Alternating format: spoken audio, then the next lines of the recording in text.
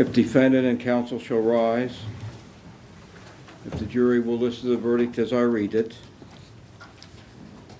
In the Circuit Court of Wood County, West Virginia, State of West Virginia plaintiff versus Chester Robert Ulysses Lilly III defendant, case number 19F255, verdict. We, the jury, find the defendant, Chester Robert Ulysses Lilly III, guilty of murder in the first degree. Signed by the foreman. Ladies and gentlemen, is this your verdict? Okay, counsel, defendant may be seated. Defense will move to individually poll the jurors, Your Honor. Very well. And first you want to inspect the verdict form? Yes, Judge. Okay, if counsel will come forward to inspect the verdict form, and the clerk in a moment will call the name of each juror and ask them if this is their verdict. Guilty. And you know what? I mean, this was not a super easy case, super fast, but the jury took their time, they deliberated, they battled it out, and they came to their unanimous verdict. Let's bring in our think tank tonight. Joining us in the Bronx, New York, criminal defense attorney Renee Hill. In Houston, Texas, criminal defense attorney Carmen Rowe. And in Atlanta, Georgia, criminal defense attorney and law professor at Emory University, Moly Parmer's with us. Great to see everyone. Renee, and I think this was the key to the whole case. If you're claiming self-defense, act like a victim. And he did anything but act like. Is there any reason why a victim would want to get rid of evidence? Well, Vinny, there are times that people do stupid things. They react in a way after a traumatic event has occurred. And, you know, he may have discarded the murder weapon in this case because he was in such shock at what had occurred, you know, during the event. But this case was really, really difficult for the defense because they did use a self-defense claim. They had to put the defendant on the stand to do that. And in preparing him for it, he still was not up to par. His behavior on video that the jurors had the opportunity to view, and then his demeanor on the stand was not helpful for him. And like you said, he wasn't acting like a victim in the video that they saw, and he really didn't seem like a victim when he testified on the stand because of the way he testified. And there was also in that testimony. And, you know, when I looked at it, I said, there's a double-edged sword here, no pun intended, but the double-edged sword was that he couldn't really talk about why they were arguing in the first place. And that was a huge gap. But we know that he couldn't talk about that, or they couldn't bring it up in front of the jury because there was a ruling about his prior record, which would have been extremely damaging if the jurors heard that during the course of the trial. Yeah, Carmen, at the end of the day, self-defense is legitimate. Sometimes people are defending themselves. But if you are, you're saying you're the victim, and I think the evidence has to be somewhat consistent with that for the jury to buy it, to understand it, especially when you only have one person who survives the altercation and only one person can tell their side of the story. But then you look at the other things that they do. And if they're not acting like a victim, then why should a jury think that you were defending yourself? Well, absolutely, Vinny. But the thing that struck me about this case was the 37 seconds that it took to go across the street, kill the neighbor, and come back. I mean, beyond the fact that he fled, beyond the fact that he didn't call it in until the next day because he had to, because I think he found out that these neighbors knew what was going on. I mean, look, 37 seconds to go across the street and stab somebody, what I think 6 times, that gives me whiplash. And so, you know, whatever fear or whatever concerns he had after the fact, if that's supposed to explain his behavior, I want somebody to explain 37 seconds to me. This was a self-defense case, meaning the defendant got up there and testified he didn't help himself. His girlfriends, I don't remember anything about that day, including the fact that the neighbor got stabbed and that I gave a statement to the police. I mean, all of it was problematic from the beginning all the way to the end. And so they needed a lot more if they were ever going to get this jury to buy into this notion of self-defense, which, again, the chronology did not support, much less his actions or those of the people around him. Moly, I like when you guys, when I say you guys, I mean criminal defense attorneys, put the client on the stand and he testifies or she testifies, because For me, it's a truth-finding mission that the jury is on. They're trying to figure out what happened, and it's a lot easier when the defendant testifies. Well, let's be clear, Vinny.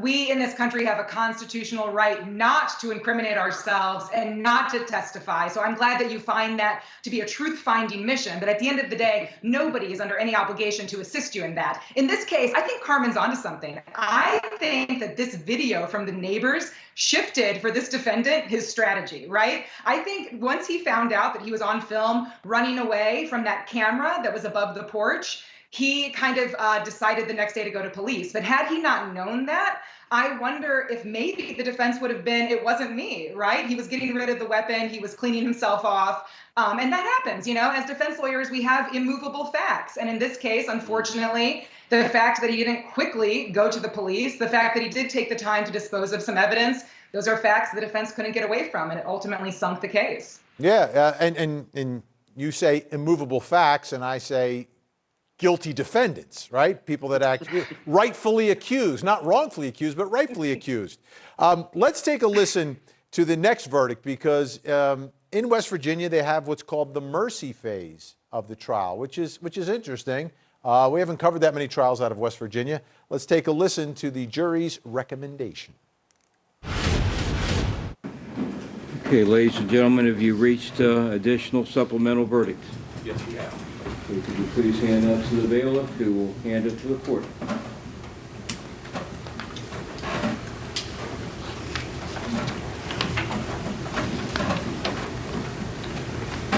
Okay, defendant and counsel will rise, and the jury will listen to the supplemental verdict.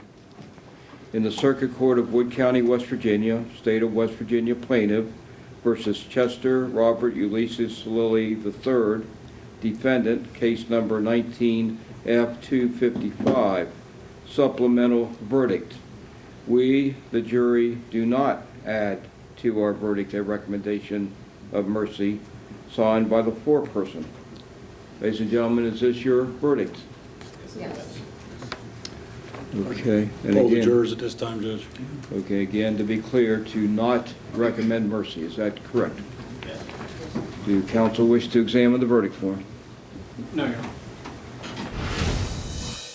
No mercy for the defendant. People might be wondering, well, why? Why wouldn't they show at least some mercy? Well, I think I have a good indication as to why. Take a listen to the prosecutor. Mr. Nunez, Ms. LeBeau. Ladies and gentlemen, you are going to hear from the state's witness, Marcella Waldron.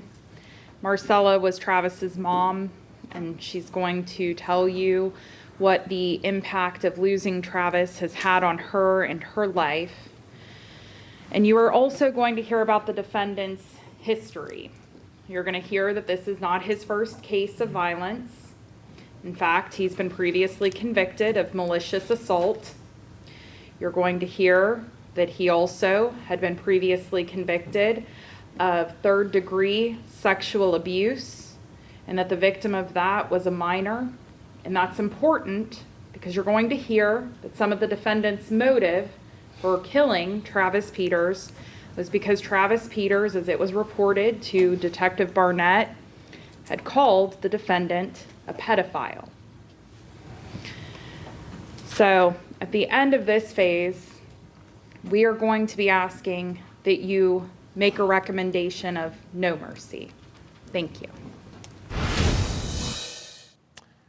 Carmen, I just don't think jurors are going to show mercy to someone who is convicted of abusing a minor sexually, has priors, and did it all because somebody called him a pedophile, which, you know, there's an argument that maybe he is. I don't know. Yeah, after the prosecutor got done, I was like, and we're done. We have a malicious assault and we have a sexual abuse of a child. We're done. And so you add that to this horrible killing and the excuses that he made in this attempt to justify his conduct under self-defense that no one bought. And then here we are with this prior criminal history of violence and abuse of children. And perhaps, you know, him being called a pedophile or heavyset was enough for him to stab this man 6 times. in cold-blooded murder in the front of his house. I mean, no. So again, I wish him the best, but no mercy is what I would have voted for as well. And Molly, that made things a little bit more difficult for prosecutors during the guilt phase, not being able to get that in front of the jury at that point, even though it was the motive and was very relevant to the case. They don't let the jury know everything, but once they found out, it is what it is. Well, I think that the process worked well here, Vinny. I don't think it should have been brought in front of the jurors during the guilt phase because it's irrelevant and it would cause the jurors to be prejudiced against him, separate from the facts and the evidence in this case. And that's why you have these pretrial rulings that tell both sides, the prosecution and the defense, what can and cannot come in. And I think it's correct that in a case like this, that you can't hear that he's a convicted sex offender or had a malicious assault, because at that point you're prejudging him and you're not being a neutral, detached, impartial, fair-minded juror. So this is exactly how it should have worked, where you don't hear about this until he has been convicted, and now you're dealing with what his fate ultimately should be in sentencing. Yes, I just have to correct one thing. It was relevant, it just was too prejudicial because it was the motive. It was the motive. Well, I mean, you're assuming it's the motive. Maybe he just didn't like being called, as Carmen said, heavyset. That could have been the motive. All right.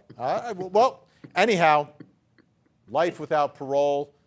Time to turn the page, literally, here at Court TV. When we come